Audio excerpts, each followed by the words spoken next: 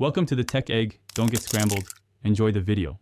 You start by going straight to the system keyboard settings so you can change auto behavior now.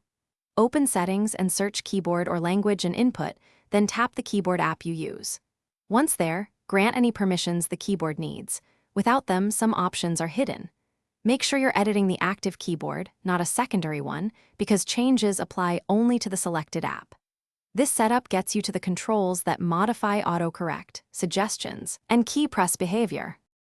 Once done with permissions, dive into the Auto Features section and toggle what you want on or off. Turn off autocorrect if it's changing words incorrectly, or reduce aggressiveness by disabling suggestions while keeping prediction. Make sure to adjust swipe typing and long press symbols if they interfere with your flow.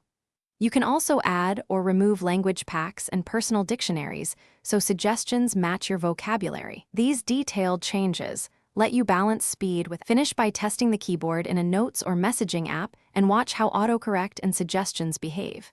If you still see mistakes, go back and fine-tune the specific toggles or reset the keyboard's learned data to remove bad predictions. If resetting doesn't help, try a different keyboard app to determine whether the problem is system-wide or app-specific.